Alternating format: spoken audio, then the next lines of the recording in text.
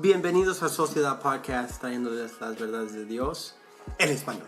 Gracias por estar con nosotros. Aquí está Luis y Martín.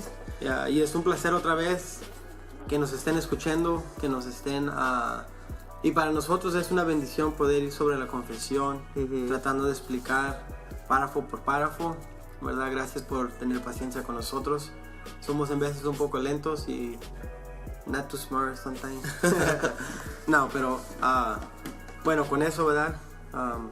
Bueno, antes de esto quiero preguntarte, porque vas a predicar la confesión en este capítulo por la primera vez en un púlpito en nuestra iglesia. ¿Cómo te sientes? Nervioso. ¿Nervioso? ¿Y eso? Porque estás tratando de explicarle a la congregación quién Dios es. Sí, sí.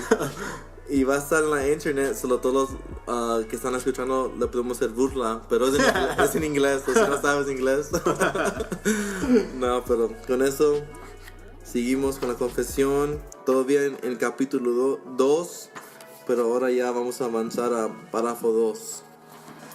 Teniendo Dios en sí mismo y por sí mismo toda vida, gloria, bondad y bienaventuranza, es todo suficiente en sí mismo y respecto a sí mismo. Ok. So, cuando dice que Dios tiene vida, creo que se tiene que entender no como la vida de yo y de tú y yo, pero la vida que enseña que Él tiene todo para sostener la vida. Él tiene todo, que Él es la razón por que este mundo se mantiene como está. So, cuando dice la palabra vida, no es vida como 98 años que vivió, pero vida que es la raíz de toda la base de este mundo. Y de Él sale toda la vida, de Él sale toda la criatura, todo el sol y bueno, creación en total sale de Él. Y eso es lo que yo entiendo cuando dice que Dios tiene toda la vida en Él mismo y sale de Él la vida igual. Y también dice que Dios tiene toda bondad y bienaventuranza. Y cuando dice que Dios tiene bondad, es que en Él no hay nada malo, es bueno. Y no nada más es bueno en sí mismo, pero es bueno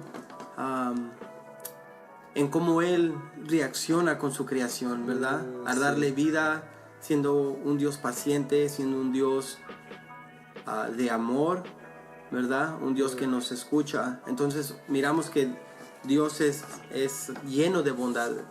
Nada lo ha causado ser así. Simplemente Él es tan santo y tan bueno, ¿verdad? Y ese simple es como un atributo de Dios. Sí.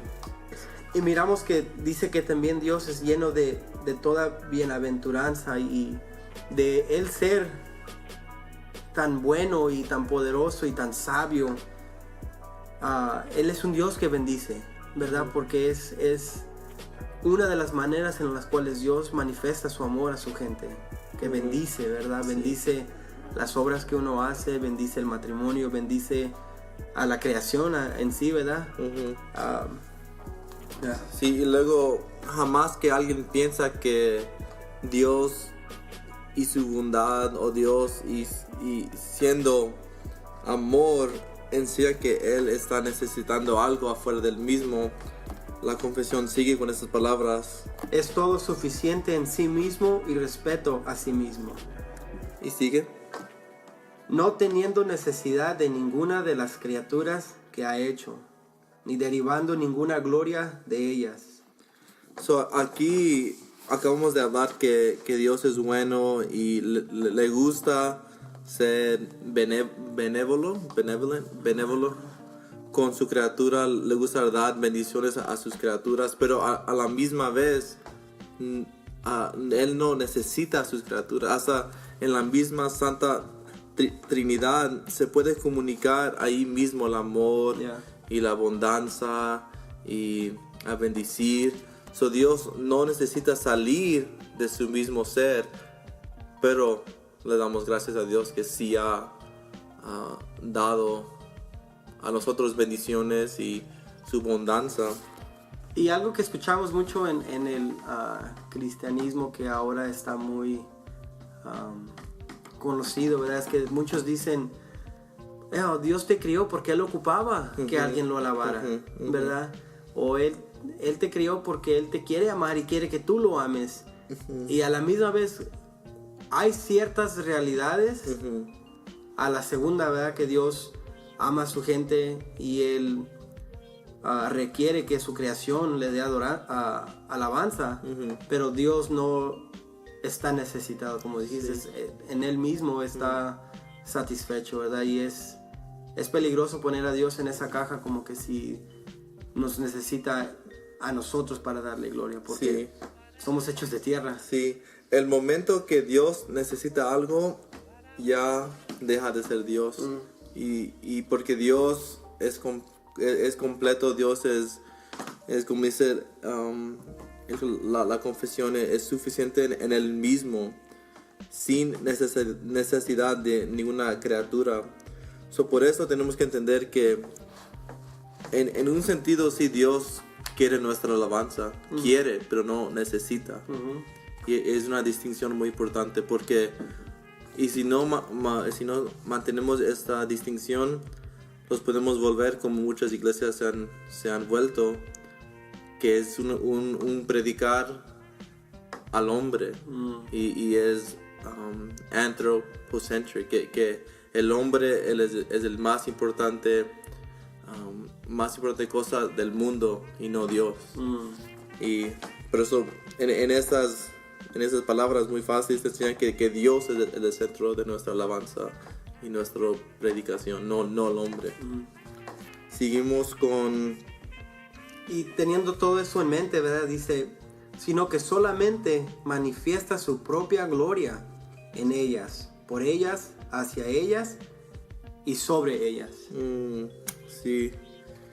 Y esto enseña otra vez la pregunta número 1 del catequismo, que nuestra única razón de vivir es para dar gloria a Dios. Y Él, porque todo es de gracia, cuando nosotros le damos gloria a Dios, es algo que primeramente nació en Él. Él gana gloria para Él mismo en sus criaturas. Y es algo que nos tiene que humillar, humble us, right? Porque ¿qué le podemos dar a Dios que Él no nos ha dado primero? Esta confesión, este capítulo en la confesión es muy importante porque pone a Dios en su lugar y al hombre en su lugar. Él es la única fuente de todo ser, de quién, por quién y para quién son todas las cosas. Y ahí miramos, ¿verdad?, lo que es el propósito de toda la creación. Dios crió al mundo para Él. Él ha criado tu alma para Él, ¿verdad? Lo hizo simplemente porque Él es sabio y decidió que eso era lo mejor. Y porque Él es el creador, todas las cosas son de Él. Él tiene la última autoridad. No hay nada en este mundo que no le pertenezca a Dios, ¿verdad? Tu mente, tu cuerpo, todo, ¿verdad? Todo está bajo el reino de Dios. Sí. Cuando tomamos la imagen de fuente, enseña que hay un principio y de esa fuente sale la agua, sale lo que está en la fuente. Y aquí miramos es lo mismo que habla de Dios como la fuente, que con Él empieza todo y luego tiene el fin otra vez con Él mismo. Nomás es que Dios está haciendo cosas en este mundo para recibir gloria de esas cosas. Bueno, a veces es ganar gloria en los elegidos o ganar gloria en manifestar su justicia en contra de los impíos. Y sigue con la confesión hablando de la soberanía. How do you say the sovereignty? I can't do it. Where is it? The same one, and he had the very next verse. Teniendo sobre todas las criaturas el más soberano dominio para hacer mediante ellas, para ellas y sobre ellas todo lo que le agrade. Y yo creo que al hombre orgulloso le cae pesado a saber que su vida está en las manos de Dios, que Dios hace lo que Él desee, lo que Él mire más sabio sobre la creación, y la creación no puede hacer nada para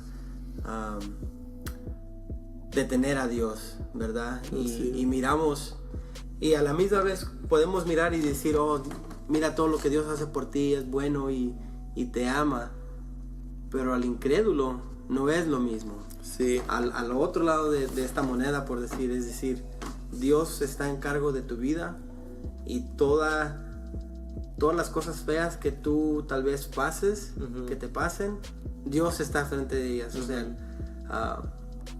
cuando mueras, va a ser Dios que te quite tu vida. Tal vez morirás en un hospital por una enfermedad, o vas a morir por un choque en tu carro, pero sea lo que sea, es Dios el que te quita tu vida. Y no nomás al incrédulo, pero al creyente, ¿verdad? Sí. Igualmente, sí. nuestras vidas están en sus manos. Sí, y a la persona que rechaza esto, nomás le pregunto, ¿y si tú escogiste dónde ibas a nacer, cuál año ibas a nacer, quién iban a ser tus papás, qué tipo de vida ibas a tener como un bebé? Y no, tú nunca escogiste tus papás, tu fecha de nacimiento, nada. Desde el principio tú has estado bajo la soberanía de Dios.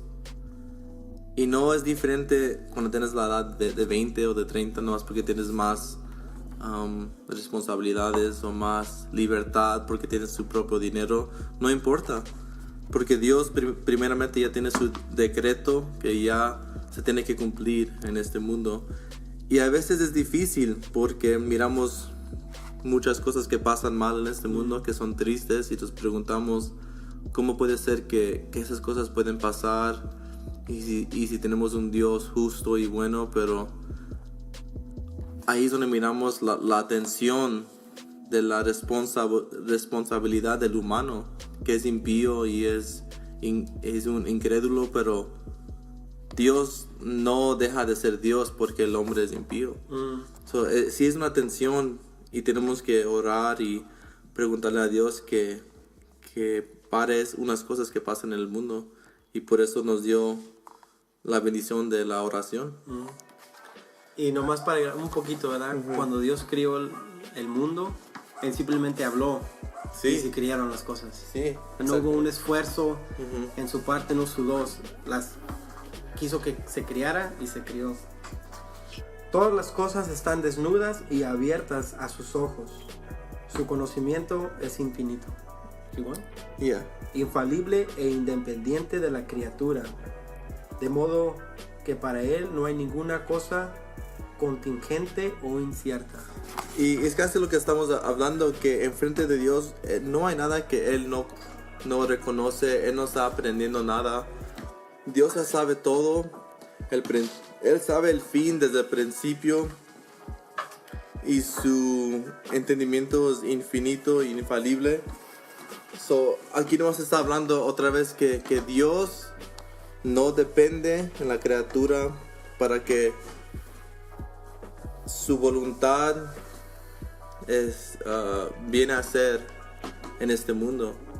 Él ha sido, how do you say, he's been pleased. ¿Agradado? ¿Le agrada? There you go. Le agrada a usar el humano, pero no está bajo la dependencia del humano. Nomás aquí está hablando de lo que acabamos de hablar, que Dios, y si quitas todo en este mundo, Dios no es nada menos de lo que ya es.